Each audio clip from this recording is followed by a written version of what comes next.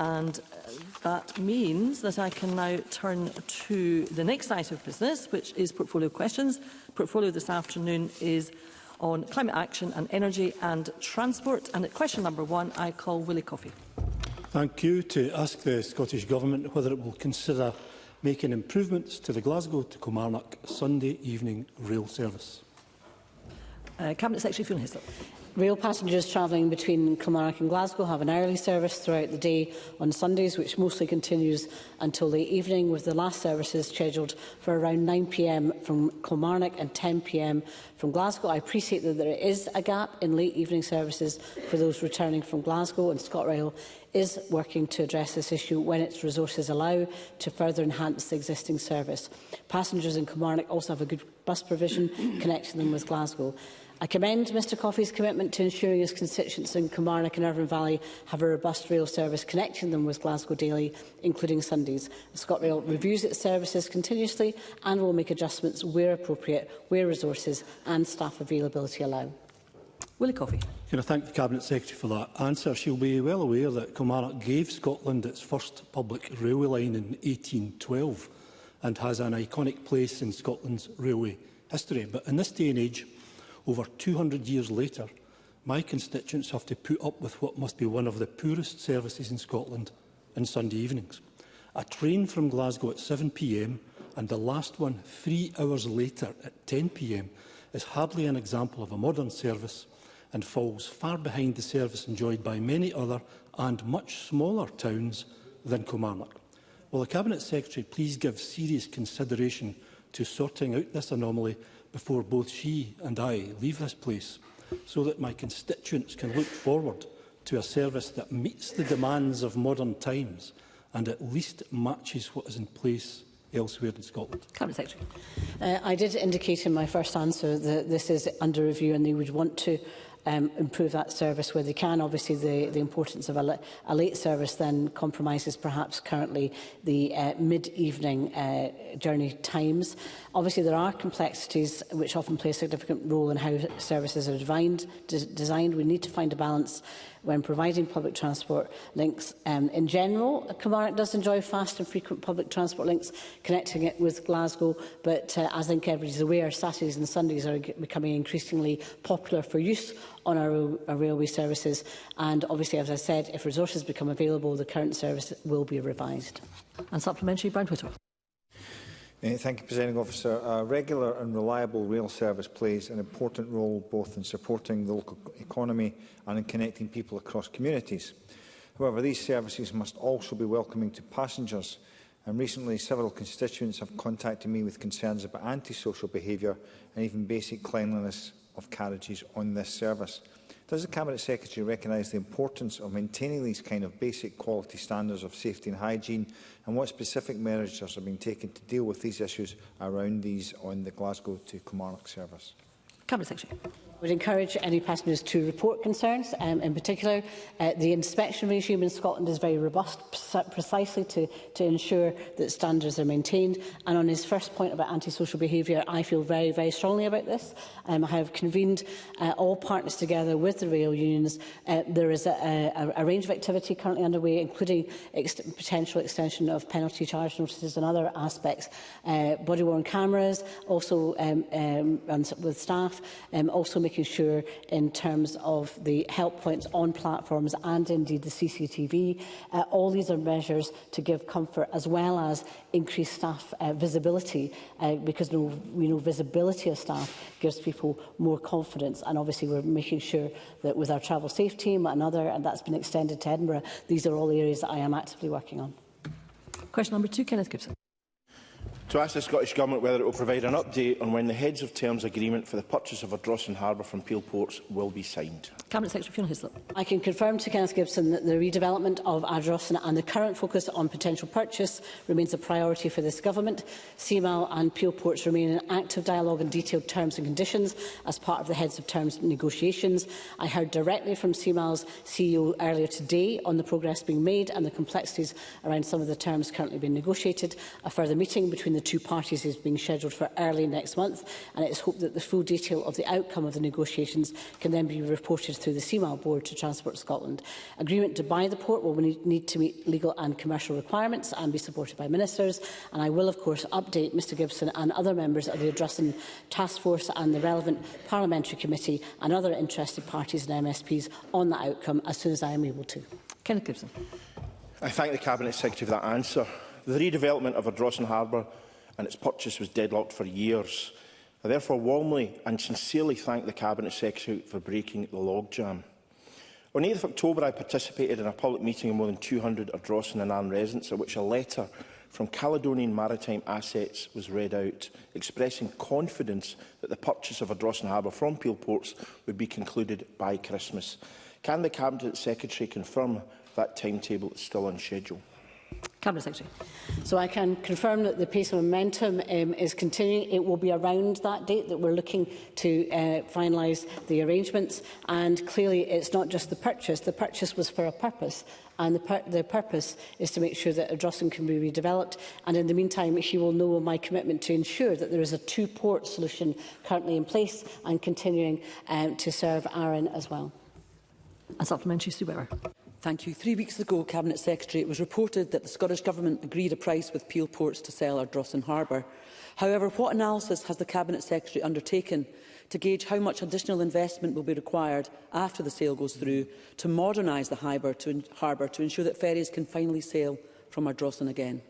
Cabinet Secretary. So the member might not be aware, but the work of the Addressing Task Force was to ensure that the understanding of what was required in terms of development. There are short-term measures that will need to be taken as well as a longer term.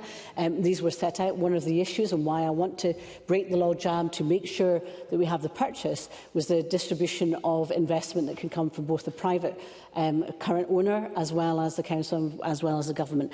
So therefore, and some of that work and scoping has been done, but obviously she may not be familiar. The Irish birth and other aspects may mean, in terms of developments, there may be more substantial works that need to be done. Whether this is all done at the same time is part of that assessment, and clearly once purchase is concluded, that would enable CMAL to have a more direct assessment of what is needed for that improvement. Question number 3, Evelyn Tweed. Thank you, Presiding Officer. To ask the Scottish Government what steps it is taking to support community transport initiatives in rural areas. Minister Jim Fairley. Thank you, Presiding Officer. Scottish ministers recognise the important role community transport services play in Scotland, and we continue to support the provision of these services in rural areas through the Network Support Grant, the Local Government Finance Settlement and the Funding Community Transport Association Scotland to support local community transport operators. Funding for the Plugged In Communities Fund to support the transition to zero-emission electric vehicles was substantially increased to £4 million in the 2025-2026 budget, and eligibility extended to include the purchase of zero-emission vehicles for new routes. Evelyn Tweed. I thank the Minister for that answer. Across Stirling, initiatives such as the Culin and District Volunteer Car Share Scheme and the Strathard Volunteer Driver Service are a lifeline, demand-responsive services that get people from door to door. Can the Minister outline how the Government can work with local authorities and communities to support the development of these services? Minister. I actually absolutely take on board the points that Evelyn Tweed makes to me about the value of these volunteer organisations. So to add to the support the Scottish Government provides for community transport that I mentioned in the response to the previous question, local authorities receive funding to support community transport services through the Local Government Finance Settlement. That in turn allows local authorities to work with the communities to support the development of these services. The Scottish Government also funds the Community Transport Association in Scotland, who offer a lot of support and guidance to the sector. For example, I know that the CTA in England have a deep dive research project which will look at evaluating and future-proofing volunteer car schemes, so I look forward to the findings and will consider their applicability to Scotland. Question number 4, Douglas Ross. Thank you, Presiding Officer. To ask the Scottish Government what consideration it will give to the significant public opposition to the proposed Murray Firth Flow Park. Cabinet Secretary Gillian Martin. Thank you, Presiding Officer. I acknowledge the public concerns around the proposed Murray Firth Flow Park and want to assure the Chamber that processes are in place to ensure those concerns are taken into consideration. The project remains at an early stage, with exploratory surveys being undertaken by the developer. As part of the standard process, the developer is encouraged to engage with stakeholders and the local community. Should the developer subsequently decide to submit an application to the Scottish Government, this proposal will be subject to the required regulatory processes, which includes formal public consultation. No formal applications have been submitted to date. Douglas Ross. Thank you, Presiding Officer. I am completely opposed to the Murray Firth Flow Park. It is out of scale, it's out of character, and it's frankly outrageous. It is a proposal that must be stopped. There are thousands of people in Murray, in Nairn, across the Highlands who have already registered their opposition, and in particular coastal communities and fishing leaders are worried about the impact. The Scottish Fishermen's Federation recently quoted a local fisherman who said, should these flow parks go ahead, the Murray Firth fishing industry will be finished for good. And Elspeth MacDonald, the Chief Executive of the Fishermen's Federation in Scotland, said, how can this be allowed to happen? How can the people whose livelihoods are at stake not even be consulted on this?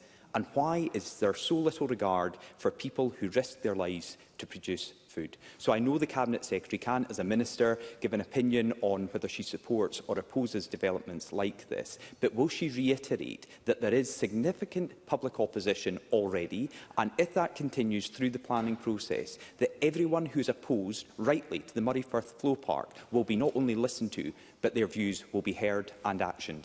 Cabinet Secretary.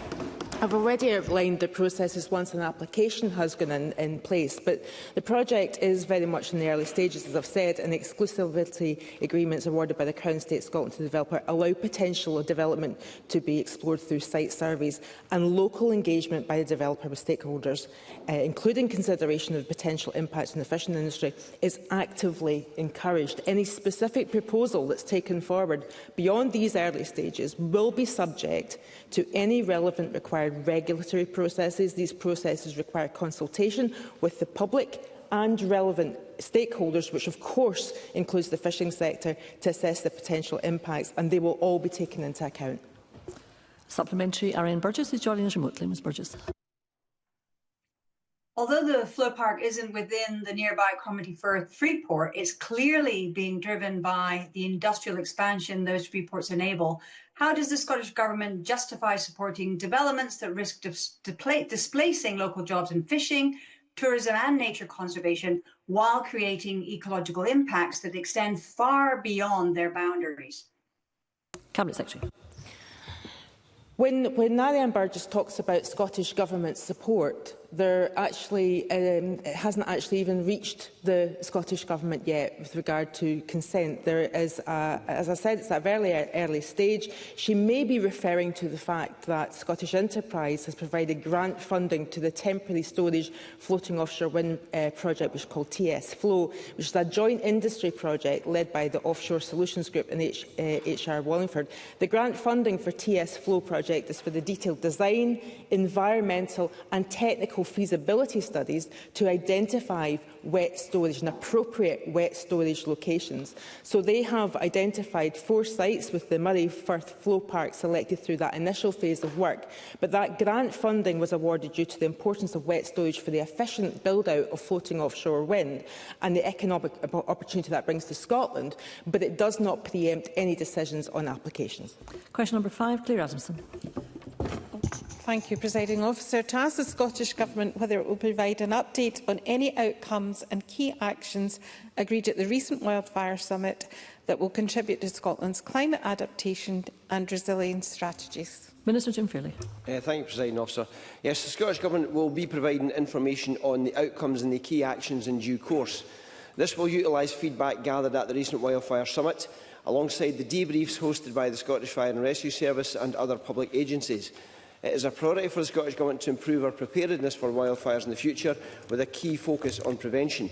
We will also shortly host an MSP roundtable event to allow MSPs to feedback any information that is not already captured. Claire Adamson. Thank the Minister for his answer. Can he outline how the Scottish Government will work with specialist Scottish businesses, including those in my constituency, such as Firefogging Systems Limited, who provide expertise in fire systems, to ensure that they play a clear and active role in delivering the outcomes of the Wildfire Summit? Minister. The Scottish Fire and Rescue Service and its partners understand that wildfire response is a unique challenge in firefighting. It requires close collaboration with landowners, specialist companies like the ones that the member has mentioned, and non-governmental organisations. So while SFRS must retain command and control of firefighting operations, we also recognise the importance of strengthening support for both SFRS and the land management sector. Our goal is to build a Scotland-wide wildfires resilience network. To achieve this, we are actively exploring all opportunities, including engaging with organisations, individuals and businesses already operating in Scotland, to help deliver the outcomes of the Wildfire Summit and enhance Scotland's resilience to the growing threat of wildfires. Question number 6, Paul Sweeney. Thank you, Deputy Presiding Officer. To ask the Scottish Government whether it will engage with Transport Scotland, ScotRail, First Glasgow, McGill's Buses and Strathclyde Partnership for Transport regarding the possible introduction of free public transport across Glasgow for those attending the 2026 Commonwealth Games. Minister Jim Fairley. The Scottish Government regularly engages with Transport Scotland, who is a key partner on the Transport Working Group chaired by the organising company for the event, Glasgow 2026 Limited. Now, Glasgow 2026 Limited is responsible for the event, the transport plan, and it is clear that free public transport will not be provided. Active travel will be the prioritised mode of transport for spectators and client groups. And the main method for passenger transport will be chartered coaches, public transport buses, subway and existing rail routes. Paul Sweeney. I had the opportunity to meet with the Chief Executive of Glasgow 2026 last week, and it was made clear that further development of the transport plan would be welcome, and it is rather disappointing that the Government isn't minded to look at free public transport. Last week, the first batch of 500,000 tickets for the Games went on sale, with thousands of fans from Scotland across the world securing the opportunity to witness unforgettable sporting moments over 11 days next summer. And with fans travelling from venue to venue to see the world's top athletes, I think it's right that Glasgow puts its best foot forward. We're going to have 3,000 volunteers, 3,000 athletes, 500,000 spectators potentially. Surely, when we've done it before for the 2014 Games, and we've done it in 2021 for the COP26, the Minister should explore all options in tandem with these transport providers to introduce that temporary free public transport opportunity, and indeed integrate the active travel opportunity as well with the e-bike that's been introduced to Glasgow. Let's look at this and try and put our best foot forward. I think there's still time to move on this. Minister. As I've already responded, the Government is not responsible for the organisation Glasgow 2026 Limited that are responsible for the transport. They are the ones who are taking things forward. They're also in close consultation with Transport Scotland. It will be up for them to decide how it is they're going to take the plan forward. Question number 7 is not lodged. Question number 8, Finlay Carson. Ask the Scottish Government what powers local communities will have to raise objections in relation to new energy infrastructure projects. Cabinet Secretary Gillian Martin. Members of the public can submit representations about onshore electricity infrastructure applications made to Scottish ministers, either virtually or by post. Applications for generating stations with a capacity of 50 megawatts or less are made to local planning authorities who have similar arrangements in place. Representations received by the Scottish Government are treated in the same manner, provided they meet the requirements as set out in our website. All material considerations raised in representations are carefully considered before any decision is reached, and submitting a representation remains the most effective means for local communities to provide their views on an application. Finlay Carson. I thank the Cabinet Secretary for that response. However, there is little confidence in the process. The Kendoon to Tungland 132 kV reinforcement project raised serious concerns among local communities, landowners and environmental stakeholders. It's vital that all ministerial engagements on matters as controversial is conducted transparently in line with the Scottish Ministerial Code. With that in mind, reports suggest a meeting may have taken place between Alistair Allen, the then Minister for Climate Action, and officials on the 7th of February 2025, yet no formal record has been published. Given the importance of transparency in decision-making on major infrastructure projects, particularly when local democracy has been dismissed and the recommendations of an independent report overturned, will the Cabinet Secretary commit to publishing any briefing notes, correspondence or records relating to that meeting so the public can be assured that the Ministerial Code has been upheld? Cabinet Secretary. In all matters referring to the ministerial code, I will take that away and get advice on what has been published and what has not been published. But I don't think it's appropriate, I know it's not appropriate for me to comment on any decisions on any particular application. And supplementary, Douglas Lumsden. Thank you, Presiding Officer. The Cabinet Secretary will know that over 10,000 objections have been submitted to the Contour to Teeling overhead line consultation. So surely she's now realised that after cozying up to SSEN, that her playing the role of judge, jury and executioner with this planning determination makes a mockery of our planning and consultation system. Now, as she still refuses to meet with campaign groups but continues to engage with SSEN, will she refer herself to the First Minister's independent advisers on the ministerial code for them to investigate? Cabinet Secretary. The Scottish Ministerial Code is clear on the need for ministers to observe caution on engaging with individuals or group in relation to specific planning applications or decisions. There are established routes for constituents and community groups to make their views on developments known. The Scottish Government is working with the UK Government by way of its Planning and Infrastructure Bill. Mr Lumsden, please allow the Minister to respond to your question. The Scottish Government is working with the UK Government by way of its Planning and Infrastructure Bill to further strengthen pre-application consultation and engagement.